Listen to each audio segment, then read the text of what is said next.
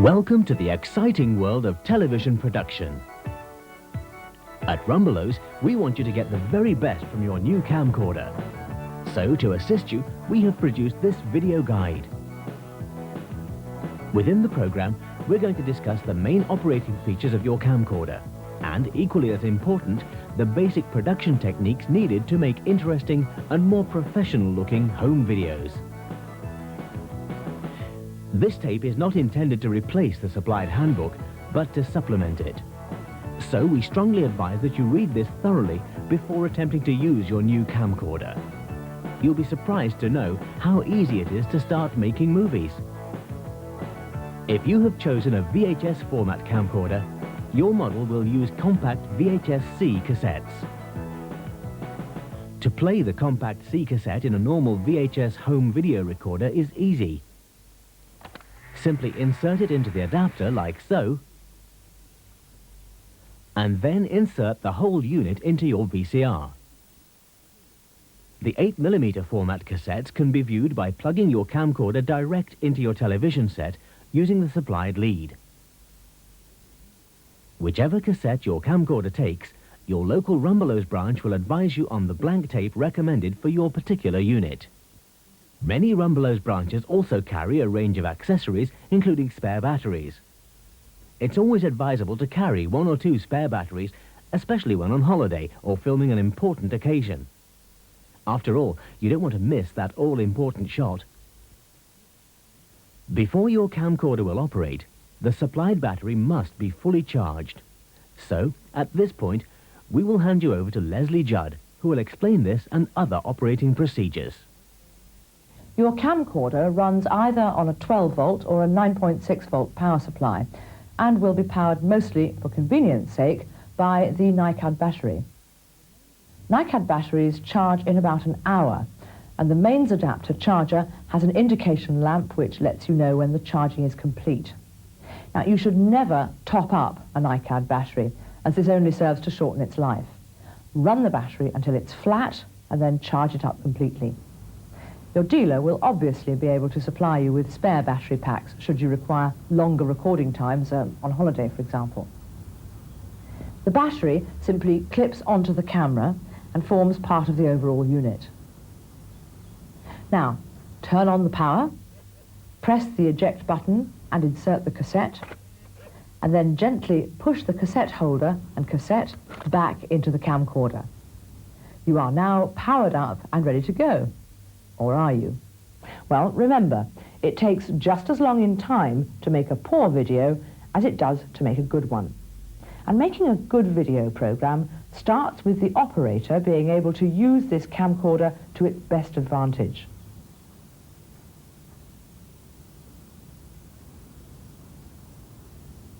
It is essential that you understand the reasons for the various settings and also when to take advantage of the manual overrides. A camcorder is basically a single unit that's made up of 4 separate components. These are the lens unit, which determines the focus, the focal length, and the amount of light entering the camera part of the unit. The camera body, which contains all the electronic circuitry that converts the light and information entering the lens into a colour video picture.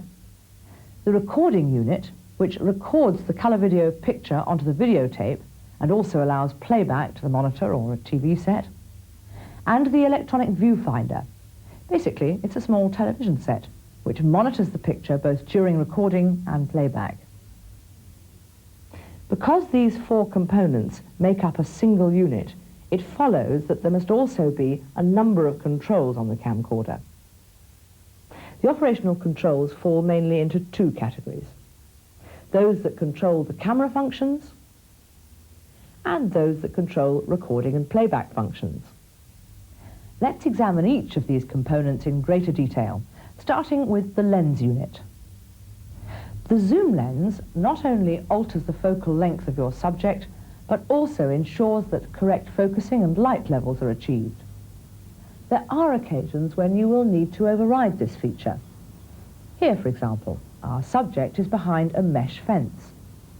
The autofocus has locked onto the fence, leaving our subject out of focus. If we switch to manual focus using the focus button, we can adjust the focusing ring to bring our main subject into focus. The simple rule of manual focusing is to zoom in tight on your subject, adjust the focusing ring until you gain a sharp picture, and then pull out to the desired position. The subject will remain in focus, as long as it remains approximately the same distance away from the camcorder. Also built into the lens unit is the iris control. To maintain correct exposure, the iris will automatically open and close to let the desired amount of light enter through the lens. Under normal recording conditions, there's no problems. If, however, there is excessive lighting behind the subject, the iris will adjust itself to give correct exposure to the background. And this leaves the subject underexposed and in the dark. Now you can compensate for this by using the backlight button, which is located under or alongside the lens unit.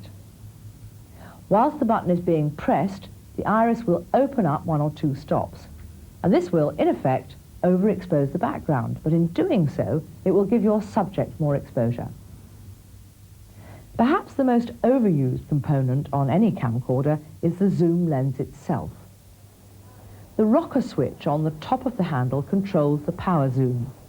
By pressing it back and forth, you can select any focal length from telephoto all the way to wide angle. On some models, the speed of the zoom depends on how far you depress the rocker control down, all the way down, and the time is 5 seconds from one end of the zoom range to the other, only halfway down, and the time will be 9 seconds. And models with a single speed zoom take 9 seconds. Well, we'll show you the correct use of the zoom lens later in the program when we examine production techniques.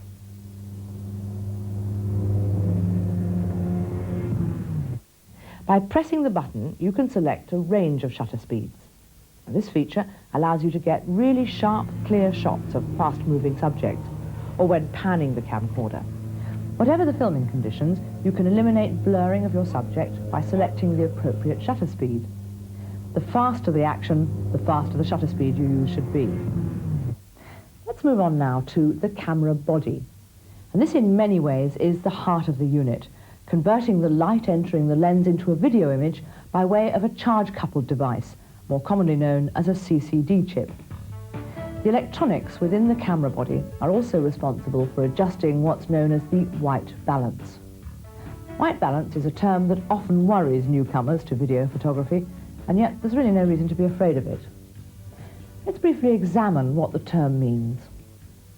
To produce accurate colour pictures, a video camera divides visible light into 3 separate colours: red, green and blue. These 3 colours, known as the primary colours, are chosen because when mixed in the correct proportions, they make white.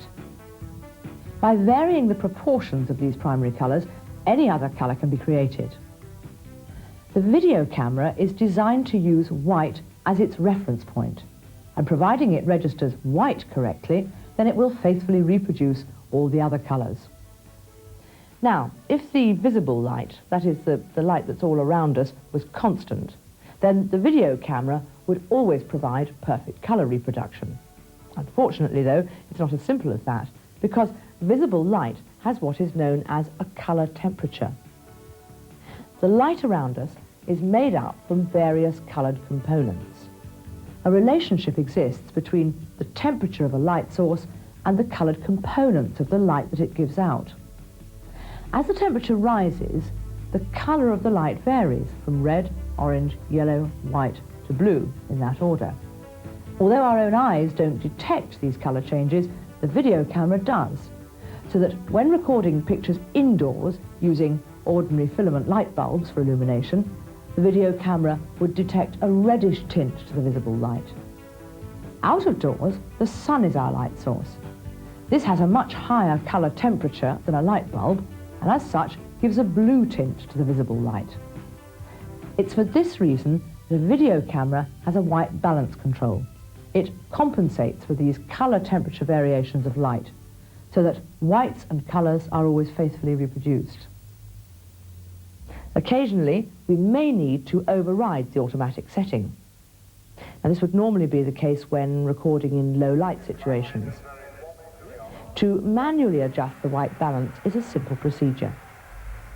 By pressing the button marked white balance, we can select one of three settings, indicated by a symbol shown on the LCD display panel or in the viewfinder. Select this symbol when recording using halogen or tungsten lamps, this one for fluorescent lighting, and the sun symbol for out of doors. Moving round to the recording and playback functions, which are much the same as an ordinary home video. Once the camcorder is in the play and record mode, operating the unit is carried out from the trigger located at the back of the handle. Press once to commence recording and again to pause. This record or pause mode will be indicated within the viewfinder along with a host of other indicators. Again, see your instruction book for the exact specifications relating to your particular model. The viewfinder is your informational source, allowing you to view and set up the scenes you wish to record, as well as allowing you to play back and view previously recorded footage. And if you don't like what you've shot, simply rewind to a suitable spot on the tape, play to the end of the piece you want to keep, press pause, and then press record. Now you can start recording again from that point. It's as simple as that. Before we move on, let's just look at the care of the camcorder. Now, whilst it's a fairly robust piece of equipment, there are certain rules that you should follow to ensure that it doesn't get damaged at all. Now, obviously, camcorders don't bounce, so dropping it is not a good idea. When not in use, it's safer to store the unit in the supplied carrying case, and this will give the unit some protection from minor bumps and knocks. Never leave the unit on the rear parcel shelf of a car. Apart from the obvious invitation to thieves, the heat of the sun's rays could easily harm the mechanism with prolonged exposure. The lens should always be kept clean, and this is best achieved using a soft brush and special lens cleaning pads available from most photographic stores. Sand is probably the camcorder's worst enemy. It can scratch the lens and cause untold damage if it gets inside the head mechanism. So again, when not in use on the beach, always store the unit in its carrying case. One final point to watch is condensation. Now, this is usually a problem that occurs in the wintertime. Moving the unit from the cold into the warm conditions causes moisture to form on the video heads. This in turn makes the tape stick to the head drum and ruins the tape. And in severe cases, the video heads can also be ruined. The automatic protection circuit, known as the dew sensor, will generally protect the unit in humid conditions. But it is as well to be aware of this possible problem. There is a simple solution, and that is always allow a short time for the machine to reach room temperature before commencing the shoot. By following these few simple rules, your camcorder will give you years of excellent service. It's at this stage that most camcorder owners go off into the wild blue yonder, recording anything and everything that gets in the way of the lens.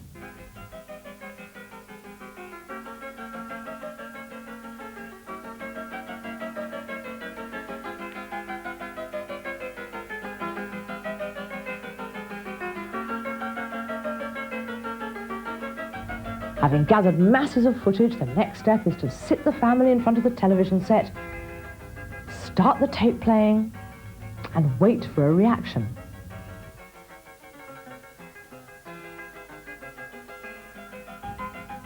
Now, unfortunately, even the most loyal members of your family will lose interest in your new hobby when subjected to this sort of visual torture.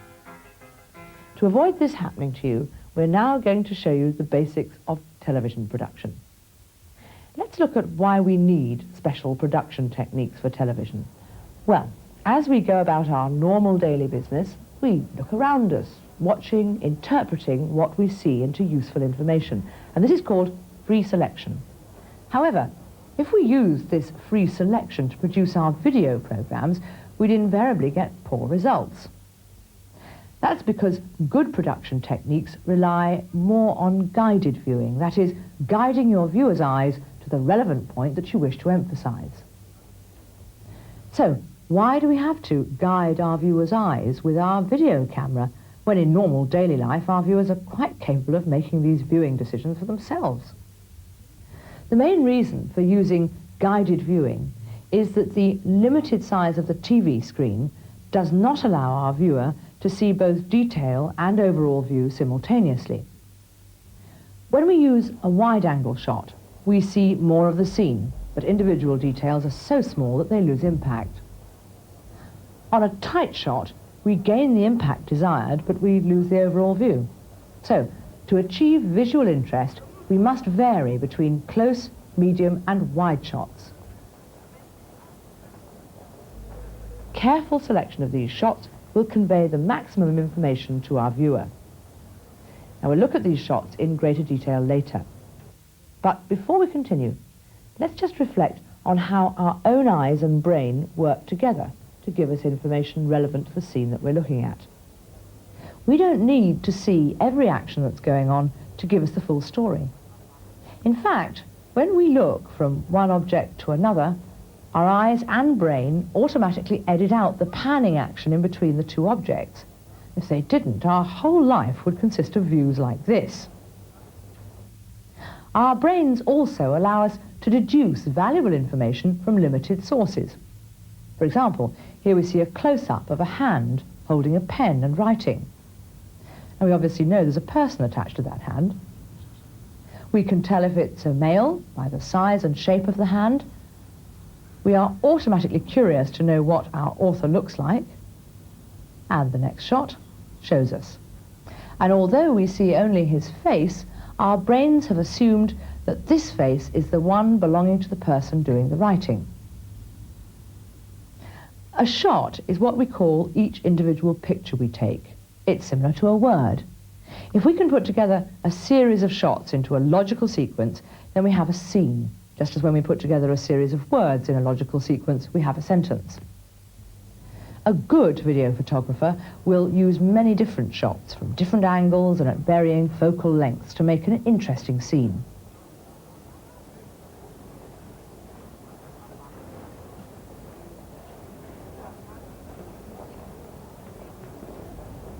Let's consider the 4 standard shots. Each has its own name and purpose within a production. The long shot is very useful as an establishing shot because you can get the greatest amount of information in the frame at the one time. If the subject is a person, you would see the full person in the background. Try to consider the background when using the long shot because of the visual information it will carry. When using the long shot as an establishing shot, it's normally used at the start of the scene and will set the scene for the action to follow. Now, the medium shot has the effect of making the viewer want to get closer to the subject. A medium shot of a person is from the waist up and with more detail on the subject rather than the background. The close-up shot is probably the easiest and the most overused shot. It's a shot we use to highlight a certain point within a scene. On a person, the close-up covers the head and shoulders, and the background is less noticeable. When a close-up is not important, it's best to pull out to a medium shot so that when you use the next close-up, it has more visual impact. The 4th shot is the extreme close-up. I use this when close detail is required to strengthen a message. The frame will be totally dominated by the close-up shot, and when used on a person, it can convey a lot of information to the viewer about how the subject is feeling. Sadness, happiness, tension, etc. can all be conveyed in one simple shot.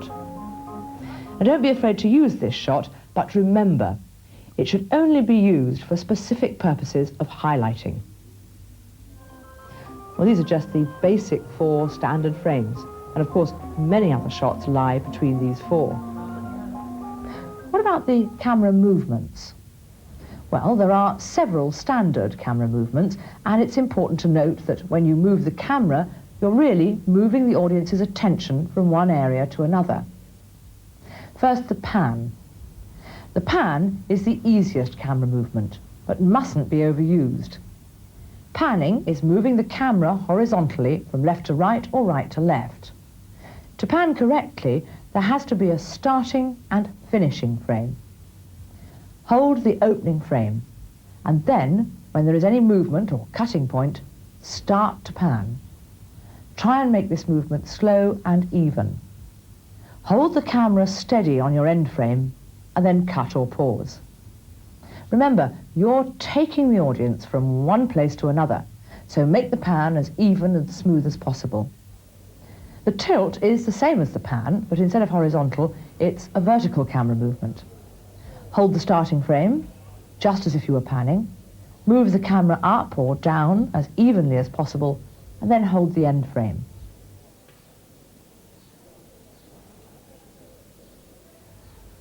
The speed of the tilt should be slightly faster than the pan. Another form of camera movement is the use of the zoom lens. Now, the zoom lens was originally designed to enable the video photographer to get nearer to the subject visually without physically having to move closer. However, recording a zoom can make an interesting shot, especially to establish your subject within the surroundings. Never zoom in and then out again, or vice versa. It looks amateurish and adds nothing to the presentation. It's a common fault with most beginners to overuse the zoom.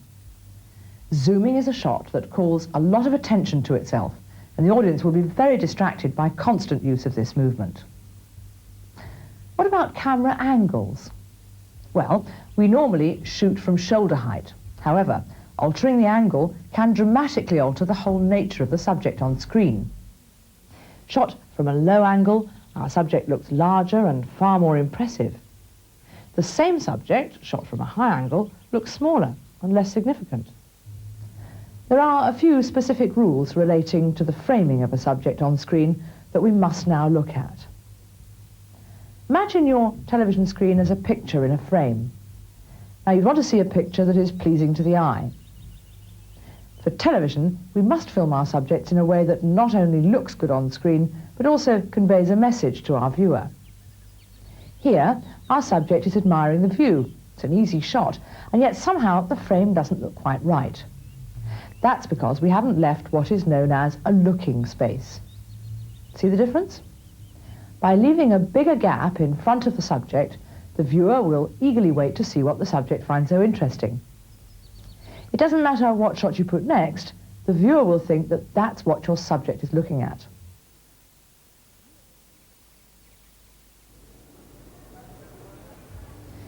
You must also leave a looking space when filming a subject talking or listening to another subject off screen.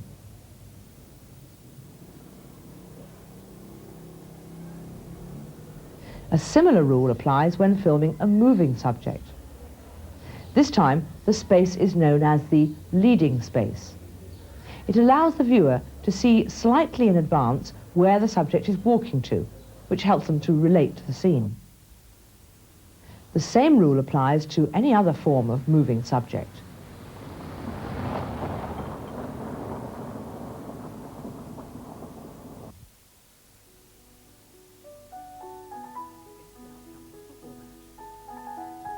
Whether you're recording a wedding ceremony or thinking of directing a drama video, the ability to edit your footage after the event will enable you to create more coherent and interesting programs. This will hold your viewers' attention, as it will be you and not the event that determines the visual flow. So, what do we mean by visual flow? Well, the viewer makes sense of your video productions by comparing one shot with another as they come onto the screen. By showing a man waiting at a bus stop,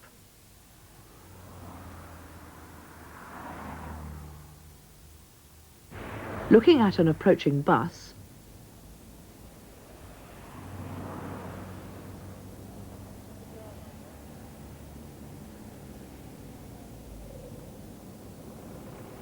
followed by the man getting on the bus, then showing the destination plate, and cutting to the vehicle as it drives off, you are telling your viewer something about the action which is happening. You are telling a story.